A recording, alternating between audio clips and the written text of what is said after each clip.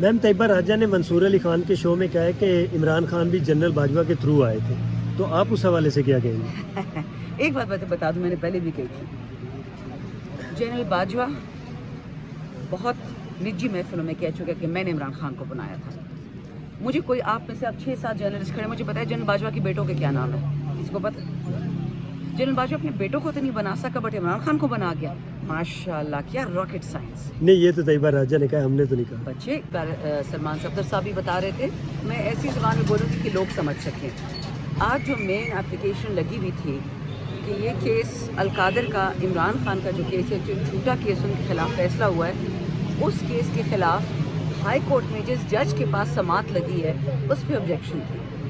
اور آج سلمان صفدر صاحب نے بتایا کہ ہمارے کلائنٹ نے، یعنی عمران خان نیازی، پرائم منسٹر آف پاکستان، اصل فارم 45 کے پرائم منسٹر نے بات کہی ہے کہ ہمیں اس جج سے مطمئن نہیں ہے۔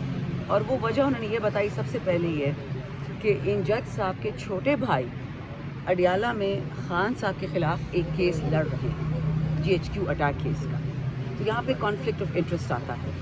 دوسری بات یہ ہے کہ انہوں نے جو یہ کیس 5 دفعہ سن چکے ہیں، میاں گل حسن اورنگزیب صاحب، یہ کیس ان جج صاحب کو کیوں لگا ہے جب ادھر لگا تھا، ادھر کیوں ٹرانسفر کیا گیا اس کو۔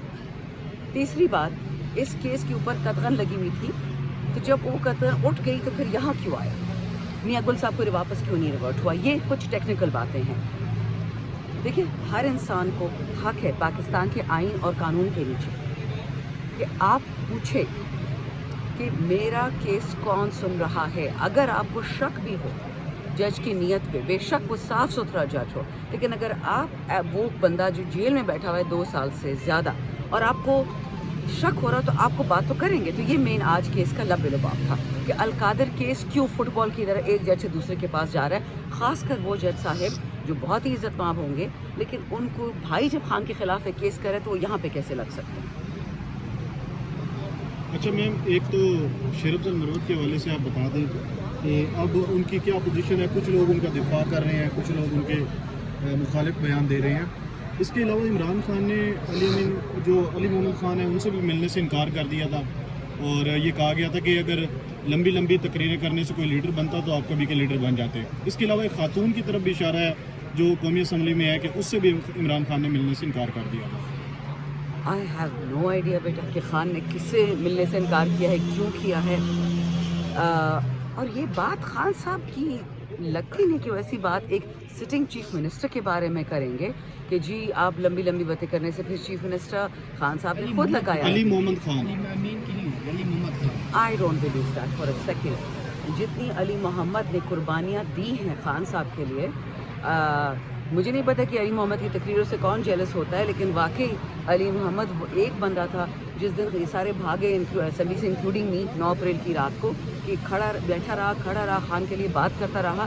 اس نے پیشن گوئی کی تھی کہ انشاءاللہ میرا لیڈر اسی پہ ایک دفعہ دوبارہ بیٹھے گا، اور کسی کی ہمت نہیں تھی، بڑے کابینہ کے لیڈر سارے بھاگ گئے تھے۔ لیکن اگر خان صاحب نے ایسی بات کی ہے تو اس کو ویریفائی کرنا پڑے گا۔ مجھے لگتا نہیں ہے، خان صاحب کا یہ نیچر نہیں ہے، وہ تو مریم نواز اور شہباز اور زرداری کو گالیاں نہیں دیتے، تو اپنے ورکر علی محمد کے بارے میں ایسے کہیں گے، مشکل ہے۔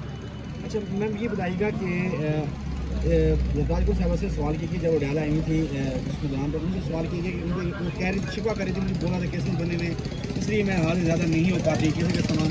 انہوں نے ایک اشارہ یہ بھی دیا کہ مختلف ہماری لیڈرشپ جن میں خواتین ہیں، آپ بھی ڈی چوک میں تھی جب لاسٹ میں جب فائرنگ ہوئی تھی، ہم لوگ آپ کو کور کر رہے تھے اس وقت، مجھے یاد ہے، تو ان پہ کیسے نہیں ہے آج بھی؟ کیا باقی آپ پہ بھی ایف آئی آر اس معاملے میں بالکل آپ کوئی ایف آئی آر نہیں ہے، یا اگر نہیں ہے تو ہاں جی نہیں ہے تو کیوں نہیں ہے؟ اور ان کی طرف سے شکوہ کیا جا رہا ہے کہ وہ تھی ان پہ نہیں ہے، میں پہنچ نہیں سکی اسلام آباد، مجھ پہ بے شمار ایف آئی آر کی گئی ہے، کیا وجہ ہے؟ مجھے تو نہیں پتا جی، مجھ پہ تو ابھی ریسنٹلی کتنی بیٹا ایف آئی آرز ہوئی ہیں، ابھی ہم نے کتنی بیلیں لی ہیں، ہم نے تین نون کیسز 26 سے پہلے بھی 4 اکتوبر کی بھی مجھ پہ کیسز ہیں، لیکن 4 اکتوبر میں ہمیں منع کیا تھا، کوئی ایم این اے نہ نظر آئے، 26 ترمیم آنے والی تھی، تو اس پہ مجھے 3 ڈفرنٹ کیسز میں ڈالا۔ میں پشاور میں بیٹھی ہوئی تھی، میں ثوابی تک آئی تھی، پھر ہم واپس چلے گئے تھے، اپنے ورکرز کو لے کے آئی تھی۔ اور پھر جو 26 نومبر کی مجھ پہ کیسز ہیں، 2 میں مجھے کھلی بیل مل گئی ہے، 3 میں نے ابھی اومنی بس لے لی ہے، کیونکہ آپ کو پتہ ہے اومنی بس میں جو ہڈن کیسز ہوتے ہیں نا ان کا پتہ لگانا ہوتا ہے، تو ان میں 3 تو نکل آئے ہیں، 2 FIA کے اور ایک مجھے لگتا ہے سائبر کرائم کا تھا، کیونکہ سائبر کرائم تو FIA ایک ہی ہے، ایک انٹیریئر کا، 2 اور پرچے بھی رہتے ہیں مجھ پہ، وہ 7 فروری کو نکلیں گے. تو یہ کہنا کہ مجھ پہ پرچے نہیں ہیں، مجھ پہ سب سے پہلا پرچہ کٹا تھا جون 2022 میں، اس سے پہلے کسی MNA پہ نہیں تھا، اور جون 2022 سے لے کے آج تک مجھ پہ ہر وقت ان سب میں سے کوئی جیل نہیں گیا سوائے میرے جو کرنٹلی اسمبلی میں ہے.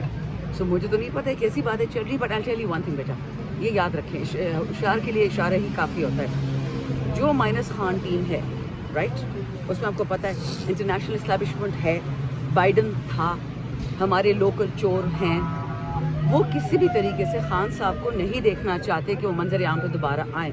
یہاں تک آ گیا ابھی لیٹسٹ ڈیلز میں کہ ایک بندہ پسند کرو اس کو PM تمہاری مرضی کا بنا دیں گے، بٹ تم گھر پہ بیٹھ جاؤ. خان صاحب سیڈ نو، مجھے PM کی سیٹ نہیں چاہیے، بٹ میں ڈیل نہیں کروں گا، میں نے جیل سے نہیں آنا، میرے ہوتے رہے، میں نے اگر 550 دن کاٹ لی تو 600 بھی کاٹ لوں گا، جب تک میرا ورکر جیل سے نہیں نکلے گا میں نہیں آ رہا.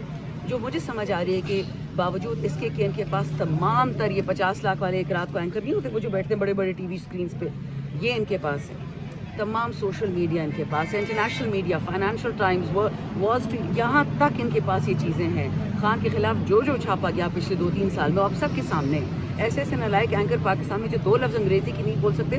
فائنینشیل ٹائمز میں ان کے آرٹیکلس چھپے تھے عمران خان کے خلاف، اسرائیل میں خان کے خلاف آرٹیکلس چھپ رہے ہیں. میں نے تو دیکھا ہے کہ جنید اکبر ہو گیا، میں ہو گئی، جتنے بھی شہریار افریدی لوگ خان کے لیے اوپنلی بولتے ہیں تو ہمارے پیچھے پڑ جاتے ہیں کہ جی یہ ہے فلانا. اور جو بندہ چپ چاپ کر کے گھر میں بیٹھا ہوا آرام کر رہا ہے، ڈی چوک تو دور کی بات ہے، اور بھی بہت چیزیں جہاں سے لوگ غائب ہو جاتے ہیں. سو معذرت کے ساتھ اگر زرتاج کے ساتھ کوئی زیادتی کر رہا ہے وہ بھی غلط ہے. اگر علی کے بارے میں علی امین ہو گیا یا علی محمد ہو گیا غلط باتیں پھیلا رہا ہے، آئی آبجیکٹ. جس نے جو قربانی دی ہے وہ سب کو پتہ ہے، لیکن ہاں یہ بات ضروری ہے کہ قربانیاں بیچنی نہیں. سب کو پتہ ہے کہ منظر عام پہ کون ہوتا ہے. اور جو ہمیں کہتے ہیں کہ جی میری بیٹی، میری بہن، میری مجبوری، میں نے اس لیے پریشر کیا یا میں اس لیے غائب ہو گیا، تو شہریار افریدی کی بیوی اور بیٹیوں سے آپ میں سے کوئی بڑا نہیں ہے. اس کی بے گناہ بیٹیوں نے اور بیویوں نے جتنی زیادتی برداشت کی، جتنا ظلم کیا، قاسم سوری کی بیوی جیل کی بے گناہ.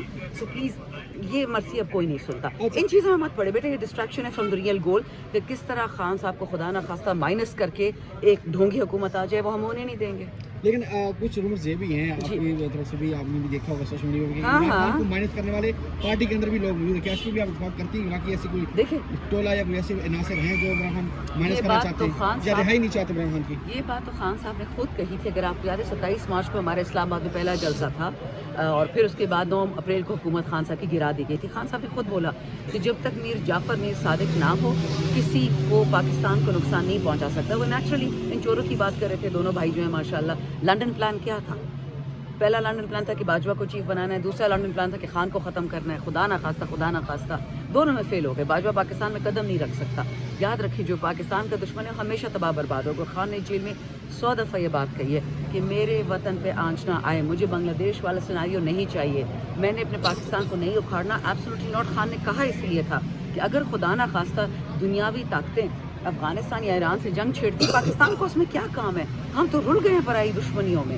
ادھر کشمیر میں ہمارے مسلمان وہ بچر ہو رہے ہیں. آپ مجھے خود بتاؤ بیٹا، کیا یہ مجھے شیوا دیتا ہے کہ جو موڈی بچر آف گجرات مسلمانوں کے گلے کاٹے ہمارے شادیوں میں گھومے، جندال صاحب مری تک آ جائے بغیر ویزے کے؟ اس وقت یہ چل رہی ہے کہ کسی نہ کسی طریقے سے عمران خان کے لیے جو بولتے ہیں ہمارے ورکر جو جیلوں میں بیٹھے ہوئے ہیں، جو ہمارے MNAs یا MP سینیٹرز جو بھی ہیں، کہیں نہ کہیں کسی نہ کسی طریقے سے لوگوں کو خان سے بدظن کرو، وہ ہوگا نہیں. ہم خان کے تابعدار صرف اس لیے کہ وہ پاکستان کا تابعدار ہے، اپنے رسول اللہ علیہ السلام کا تابعدار ہے، اپنے ایک اللہ کو سجدہ کرتا ہے. تو یہ جتنی بھی باتیں ہیں وہ انگریزی میں کہتے ہیں take them with a pinch of salt. یہ باتیں تو مزید خراب ہوں گی اگلے 7 دن 10 دن. یہ تو آگ اور بھی پھیلے گی. آج شیر افضل ایکسکیوز ہے، کل کوئی اور ایکسکیوز بن جائے گا.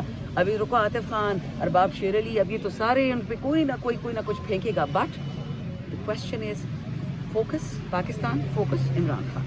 فیوچر کیا نظر آ رہا ہے؟ فیوچر تحریک انصاف کا فیوچر کیا نظر آ بیٹا رہا میں نے پہلے بھی کہا تھا کہ جو تحریک انصاف کا فیوچر ہوگا وہ ایگزیکٹلی پاکستان کا فیوچر ہوگا. تو اگر جو تحریک انصاف یا عمران خان کو نقصان پہنچائے گا وہ اپنے ان دونوں ہاتھوں سے پاکستان کا بھی نقصان پہنچائے گا. اللہ کرے عقل والوں کو یہ بات سمجھ آ جائے. اچھا، شیر افضل مروت کی اس وقت کیا پوزیشن ہے آپ کا؟ ان سے رابطہ بھی ہوتا ہوگا. شیر افضل مروت کی عمران جو خان نے لیٹسٹ ملنے سے میں نے ایک انکار ویڈیو کر دیا. دیکھی تھی، اس ویڈیو میں انہوں نے کہا تھا کہ میں میڈیا سے ناراض ہوں، میرے بارے میں غلط باتیں پھیلاتے ہیں تو میں 15 دن کوئی انٹرویو نہیں دوں گا. اور میں تو دیکھا بچے شیر افضل تو ایک انٹرویو دیتے ہیں 1.5 ملین ہٹس لگ جاتی ہیں. सो ठीक है, आजकल वो चीज़ पता नहीं क्या वजह तो है। ठीक है, जो भी है बस वो नाराज है, कह रहे मैंने नहीं आना। अच्छा ठीक है? मैम, ये आज मुज़ाकराती कमेटी का इजलास भी है, तो हुकूमत तो इंतज़ार में है, क्या पाकिस्तान तहरीक इंसाफ जाएगी या नहीं? देखिए, उमर अयूब साहब की जो कल की आखिरी स्टेटमेंट थी वो यही थी कि जब तक खान साहब की दो प्री कंडीशंस मुज़ाकरात के लिए थी, खान को डील तो नहीं चाहिए ना, अपने लिए तो कुछ नहीं चाहिए, सिर्फ ये कह रहा है कि बेगुनाह पाकिस्तानियों को जेलों से निकालो, और जो 9 मई को निहत्ते पाकिस्तानियों पर शेलिंग हुई, फायरिंग हुई, शुहदा किए गए, जो 26 नवंबर को पाकिस्तानी खून बहाया गया, उस पर जुडिशल कमीशन बिठाया जाए और पूछा जाए कि किसने किया। अगर आप गुनहगार नहीं हैं, फॉर्म 47 की हुकूमत, तो सामने से हटे, जो असली गुनहगार है उसको सामने लेके आओ।